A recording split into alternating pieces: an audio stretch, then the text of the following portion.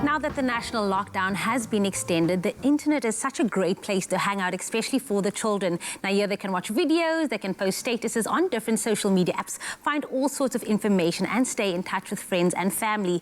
But the internet can also be a very dangerous place. Parents generally do everything they can to keep their children safe and well, but are parents actually doing enough to keep them safe online?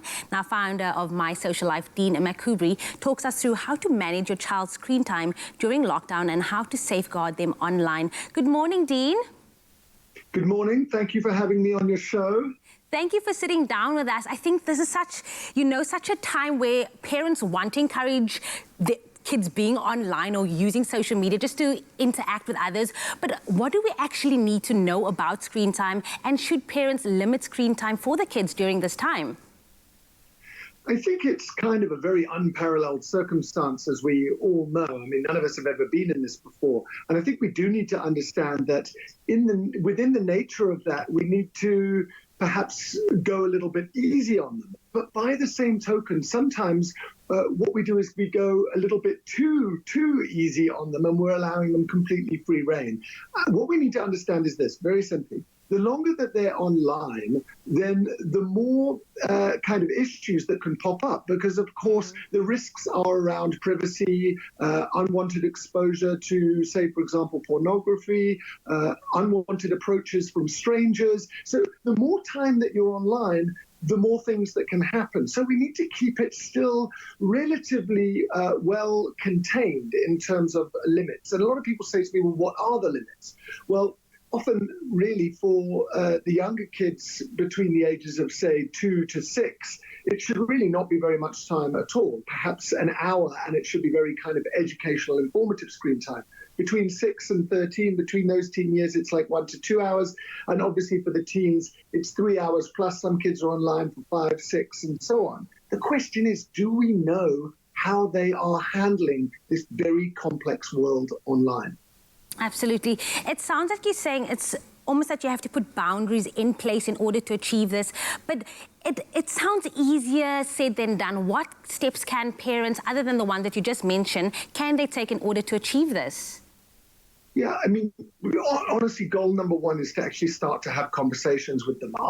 Start to ask them about their life online, and then say to them, how much time do you think you should have online? And often you might be surprised, actually, that it's not as high as you think. They are reasonable in some cases. And we say to them, look, this is how much time I think you should have online. These are the types of apps I think you should be using.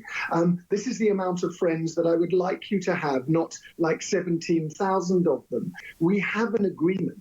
And the problem is, if they're pushing it always with you and asking for more time and more friends and so on, then that's when you need to contain them and set those limits. Put that agreement up on the fridge and check in on them every day.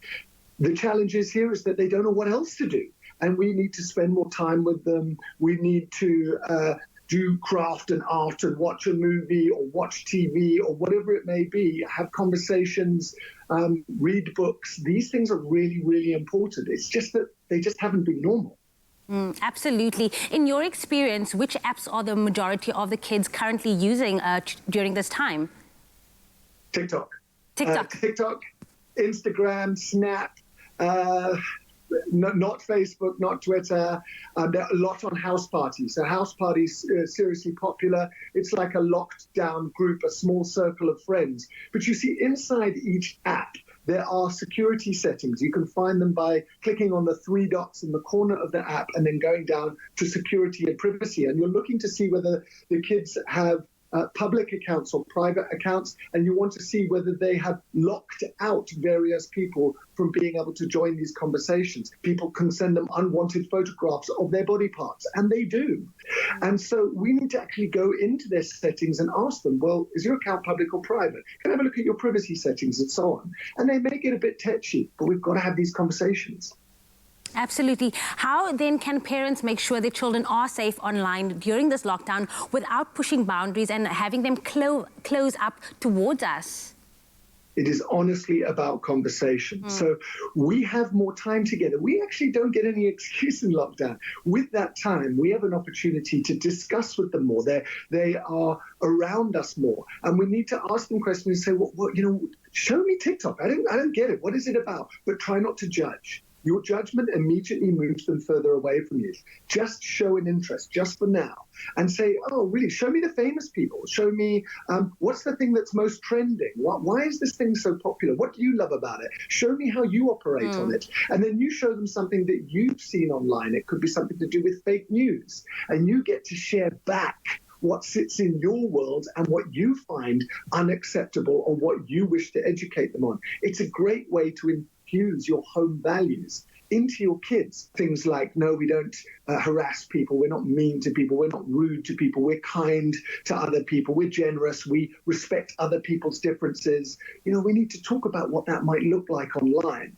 Conversation at dinner time, for example, is perfect. Conversation. I think we're all going to be TikTok moms and dads after this. But thank you so much, Dean, for joining us this morning. For you guys at home, let us all encourage our kids to keep the screens down as much as possible and promote online safety when they do go browsing.